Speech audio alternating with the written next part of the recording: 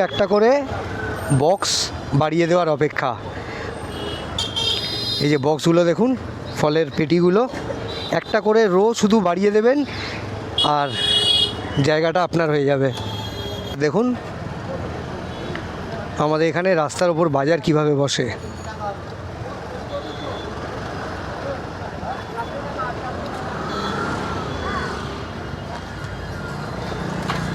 বছর দুয়েক হবে হয়তো, কোথাও একটা যাচ্ছিলাম আর হঠাৎ করে রাস্তায় একটা জিনিস দেখতে পেলাম, মানে একটা ঘটনা ঘটছে। সেটা বলার জন্যই আপনাদের সাথে আজকের এই ভিডিওটা শেয়ার করছি। যাই হোক, বলে রাখি যে আমি এখন বাঘাযতীন মোড় থেকে বিজয়গড় বা রানীকুটির দিকে যাচ্ছি। আর ওই যে রাস্তাটা যাচ্ছে সোজা, ওটা যাচ্ছে বাঘাযতীন স্টেশনের দিকে, আর এদিকে সুলেখা বা যাদবপুর। আমি এসেছি এই দিক থেকে। তো যাই হোক, ঘটনাটা হলো যে যেতে যেতে রাস্তায় কোথাও হঠাৎ একটা দেখতে পাই যে এক জায়গায় বেশ কিছু লোক জড়ো হয়ে আছে। তো আমি আউট অফ কিউরিসিটি সেখানে দাঁড়িয়ে গেলাম, দাঁড়িয়ে বোঝার চেষ্টা করলাম যে ওখানে হচ্ছেটা কি। তো যেটা বুঝতে পারলাম যে ওরা ওখানে একটা চোরকে ধরেছিল, আর চোরকে ধরে ভালো মতো গুছিয়ে গুছিয়ে দিচ্ছিল। আর চোরটা বারবার একই কথা বলছিল যে আমি এ কাজ করিনি। তারপর যখন বুঝতে পারলো যে করিনি বলে আর কোনো লাভ নেই, পার পাওয়া যাবে না, সবাই মিলে চাপ দিতে শুরু করলো। তখন বলছে যে দেখুন, আমি তো ছোটোবেলা থেকেই একটাই কাজ শিখেছি, চুরি করা। আমি আর কোনো কাজ জানি না, আর এই চুরির ভরসাতেই আমি আমার সংসার চালাই।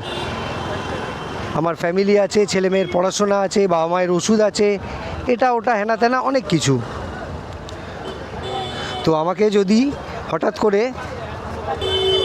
চুরি করা থেকে বিরত করেন, মানে বলেন যে চুরি করলে চলবে না, তোমার শাস্তি হবে, পানিশমেন্ট হবে, তাহলে আমি কিভাবে সংসার চালাবো, আমার ফ্যামিলিকে কিভাবে দেখব? তো বুঝতেই পারছেন যে দাবিটা হচ্ছে এরকম যে বেআইনি কাজ যদি করতে না দেওয়া হয় তাহলে তাকে অন্য কোনো উপায় খুঁজে দিতে হবে, তার সংসারের দায়িত্ব নিতে হবে, কিংবা তার জন্য অন্য কোনো বেআইনি কাজ করার ব্যবস্থা করে দিতে হবে। মানেটা কিছুটা এরকম দাঁড়ায়। আমি এখন আস্তে আস্তেই চালাচ্ছি যাতে আপনাদের ভালো করে এই বাঘাযতীন থেকে বিজয়গড়ের দিকে যেতে, আর বিজয়গড় কিংবা রানীকুটিও বলতে পারেন, সোজা রানীকুটি যাচ্ছে রাস্তাটা। তো রাস্তার দুটো পাশ আপনাদের দেখাবার চেষ্টা করছি। আমি কাছ থেকে একবার দেখানো দরকার। আমি সামনে আর কিছুটা যাব, তারপর একবার রাউন্ড মারবো, মেরে আবার এই দিকেই আসবো। বুঝতেই পারছেন যে আমি কি দেখাতে চাইছি। এখন সবে সকাল 9টা বাজে, তাই এই রাস্তাটা যতটা ফাঁকা আপনারা দেখছেন,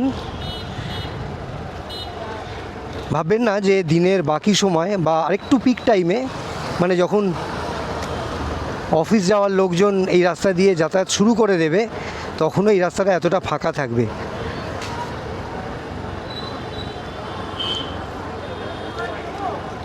এই রাস্তাটা দিয়ে গেলে আবার বাঘাযতীন স্টেট জেনারেল হসপিটালে যাওয়া যায়, মানে আবার ওই 5 নম্বর রুটটায় যাওয়া যায়। যাই হোক, আরেকটু যাব, তারপর ব্যাক করব।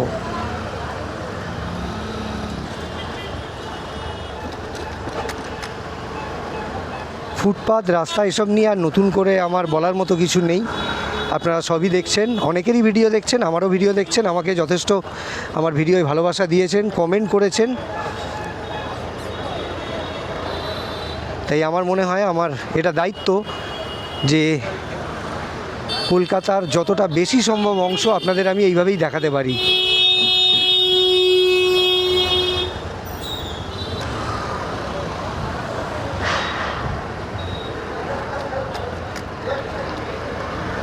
দেখুন আমাদের এখানে রাস্তার ওপর বাজার কিভাবে বসে।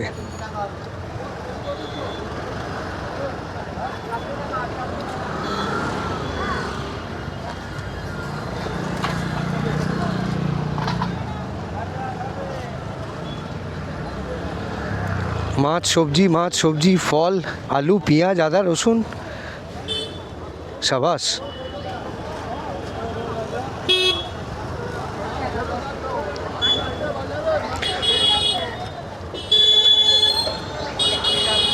শুধু একটা করে বক্স বাড়িয়ে দেওয়ার অপেক্ষা।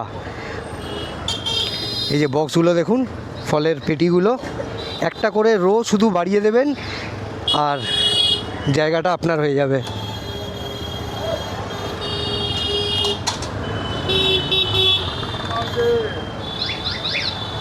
আর লোকজন বাজার করার জায়গা দেখতে পেলে হামলে পড়ে, ঝাঁপিয়ে পড়ে।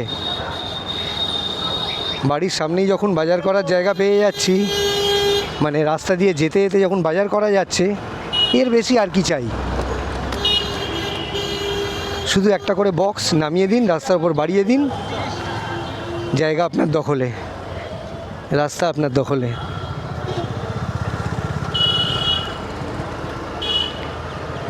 আমি এইমাত্র ওই দিকটা দিয়ে এসেছিলাম, এবার ঘুরে যাচ্ছি, ইউটার্ন নিয়েছি, কারণ বাঁ দিকটা আপনাদের ভালো করে দেখাতেই হবে।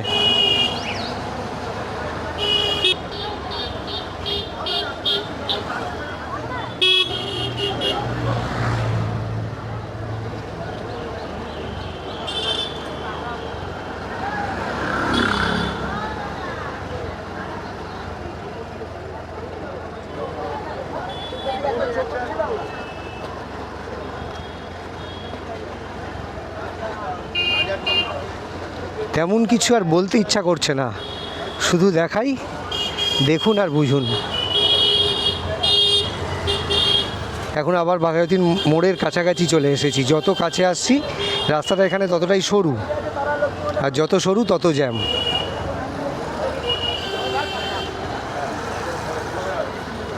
তাও তো রাস্তার পাশে ফুটপাতের ওপরে যে দোকানগুলো আছে সেগুলো নিয়ে আমি আর কিছু বললাম না, কারণ যা দেখার আপনারা সব দেখতেই পাচ্ছেন।